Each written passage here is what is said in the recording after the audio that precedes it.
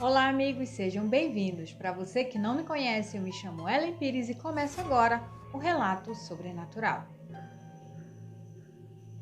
Bom, gente, o relato de hoje vem da cidade de Irituia e foi mandada por uma amiga do canal. Mas antes que eu comece o relato, eu quero pedir para que você se inscreva no canal, ative o sininho, curte e comenta sobre todos os vídeos ou este vídeo que eu vou passar hoje. Dá sua opinião, deixa a sua sugestão e outra, se você tiver algum relato sobrenatural para mandar para o nosso canal, aí na sua tela tá passando o e-mail do canal, envia para lá que a gente vai contar o relato de vocês. Vamos ao relato? A mulher que virava cachorro. Bom, esse relato, como eu disse, foi mandado por uma amiga do canal e ele aconteceu na cidade de Irituia. Vamos ao relato. Então, essa história é de uma amiga do canal que eu prefiro não identificar. Ela afirmou que isto aconteceu com ela no ano de 2010, quando ela tinha apenas 17 anos. Bem, ela conta que ela e sua namorada tiveram que viajar de Ananindeua para Irituia e foram. Quando chegaram lá, foram direto para a casa de uma tia da namorada desta minha amiga e passaram a semana lá. Tudo transcorreu normalmente e bem.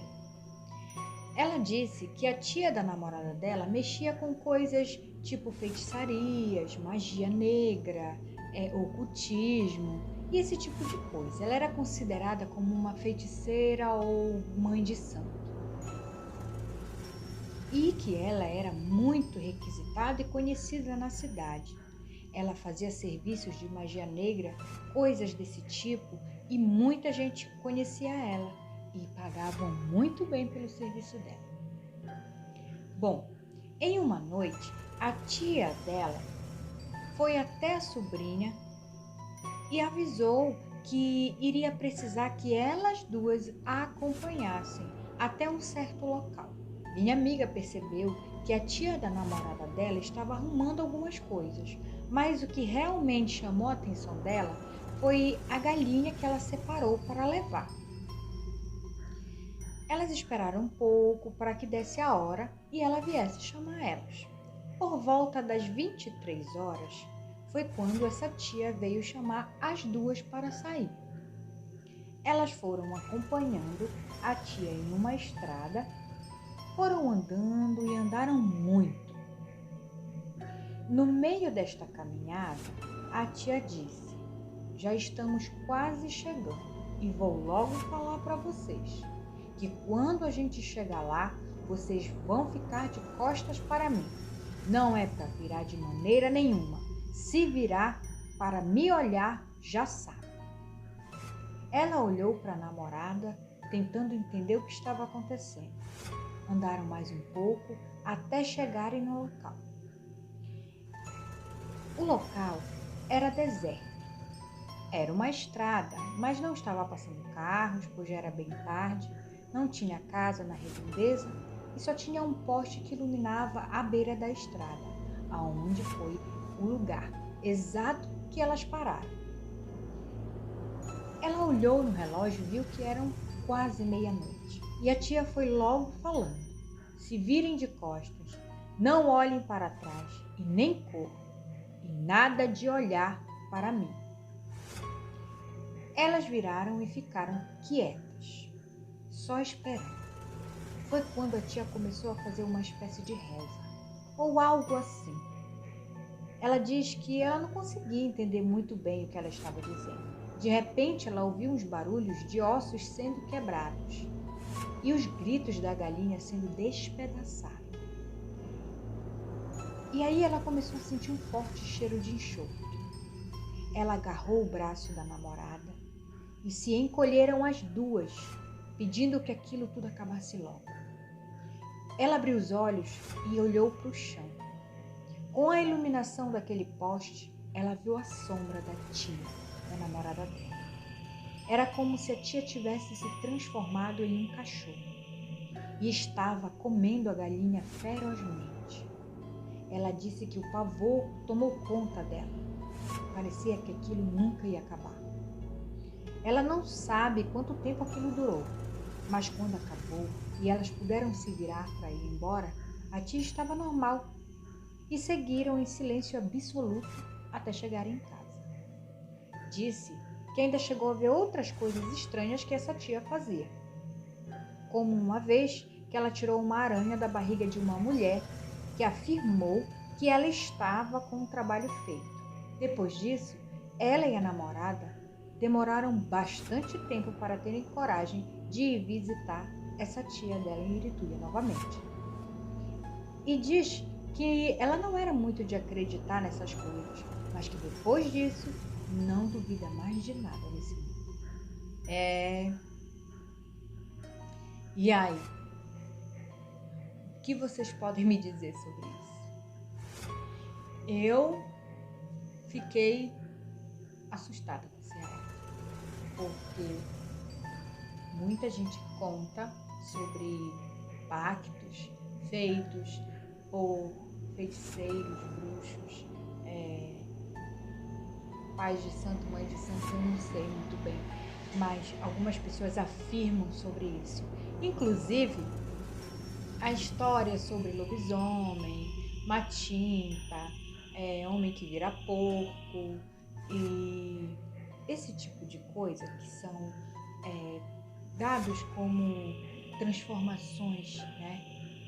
Então, que essas pessoas fazem pacto, pelo menos é o que diz a lenda, é o que diz muitos antigos, que essas pessoas faziam pactos e por conta disso elas tinham uma sina para pagar. Bom, pela história contada por essa amiga, não é uma lenda, é uma coisa que realmente aconteceu e que nos traz a certeza de que isso realmente pode acontecer e de que esses pactos podem modificar as pessoas, podem transformar as pessoas em criaturas sobrenaturais. Deixa sua opinião. Eu quero saber se você tem um relato também sobre uma situação como essa. Manda pra gente, porque realmente é de assustar. Vamos falar agora de quê? Local assombrado. Muita gente gosta desse quadro. E hoje a gente vai falar de um local que talvez você nem saiba que tenha existido, no meio da cidade de Belém, bem ali às proximidades do Almirante Barroso.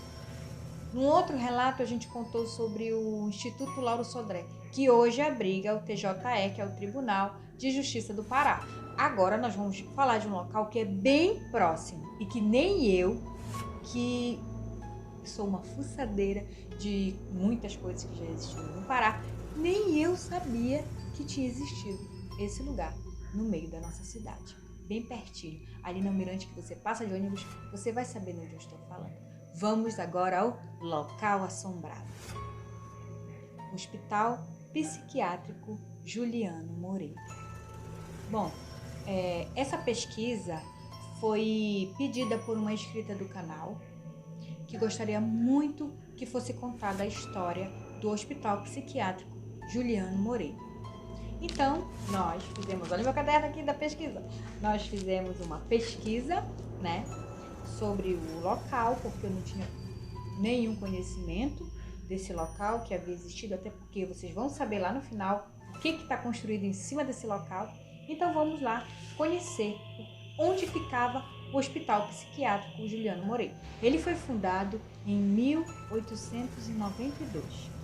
Era conhecido como Hospício de Alienados. Bom, acredito que esse nome, pelo que eu pesquisei, pelo que eu fiquei sabendo, era tratado dessa forma porque naquela época as pessoas tratavam os doentes, os que tinham problemas psicológicos, de maneira como se fossem pessoas alienadas, pessoas que não mereciam respeito, tratamento. Eles eram uma população, uma sociedade totalmente excluída do meio urbano, das pessoas. Então, só que esse hospital, ele durou até o ano de 1937, quando ele tomou um novo direcionamento, né, uma nova gestão, e neste ano, em 1937, ele passou a chamar-se Hospital Psiquiátrico Juliano Moreira. Ele fica localizado no bairro do Mar. A trajetória desse hospital durou quase 100 anos de existência. Na época que ele foi fundado, em 1937, foi exatamente quando a medicina psiquiátrica chegou no Pará. Naquela época, aquele perímetro ali do bairro do Mar, eu estou falando próximo ao Bosque Rodrigues Alves. Então, aquela área ali não era o centro da cidade. Então, naquela época, as pessoas da cidade de Belém acreditavam que manicômios, presídios, hospitais deveriam ser construídos longe do centro da cidade, por uma questão de higienização, organização, segurança e embelezamento da cidade. Ou seja, essas pessoas eram totalmente reclusas do centro da cidade. Então, se a gente for parar para pensar, ali na Almirante Barroso, próximo ao Bosque Rodrigues Alves, era num local bem longe do centro da cidade. O centro da cidade seria ali na Presidente Vargas, Praça da República, Batista Campos. Ali era o centro da elite de Belém.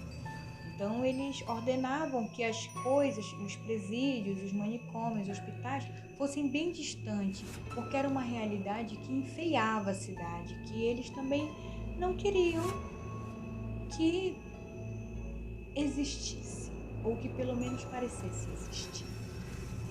Bom,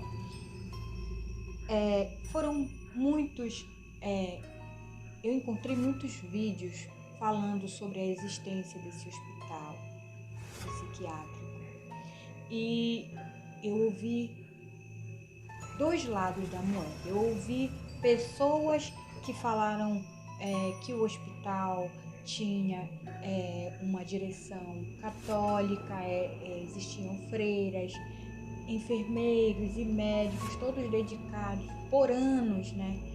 Como eu disse, ele viveu quase 100 anos de existência. E os dois lados da moeda. Por quê? Porque um lado diz que era um hospital muito bom, onde os internos, né, os pacientes, na verdade, do hospital tinham um tratamento adequado, eles tinham aula de pintura, tinham aula de música, terapia. Esse é um lado da moeda, mas existe um outro lado, inclusive de pessoas que ainda são vivas, tiveram parentes que eram pacientes desse hospital, que relatam maus tratos extremos, como estupro, camisa de força, eles apanhavam, aplicavam terapia de eletrochoque e muitas outras coisas. Pessoas que relatam mesmo que ali era um inferno. Eu também descobri que naquela época, as garotas que engravidavam, óbvio, não iam ser aceitas pelas suas famílias. Então, aquela gravidez indesejada levava com que as meninas abandonassem seus bebês ali, na frente do hospital. E os relatos dizem que as crianças enlouqueciam, elas cresciam ali dentro, no meio daquilo tudo. Inclusive, tem pessoas que dizem que eles não tinham nem roupa para vestir, eles faziam as suas necessidades em qualquer lugar, e era um lugar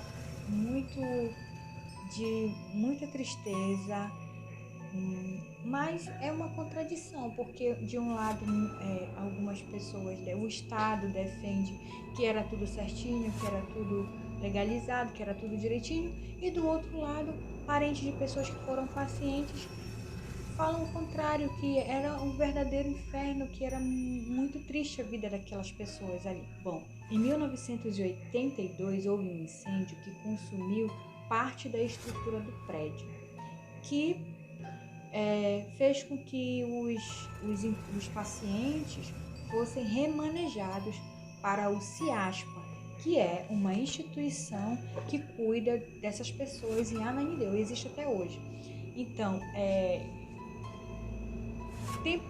eu acho que um ano depois disso, o governo mandou demolir o prédio, o restante do prédio, que não era o que a população queria, porque todo mundo estava brigando para que aquele lugar fosse um museu, para guardar a história de todas aquelas pessoas que passaram por ali, para guardar a história de como a psiquiatria chegou aqui no Pará, de como Juliano Moreira trouxe essa nova cara de tratamento para essas pessoas, que isso não existia aqui, entendeu?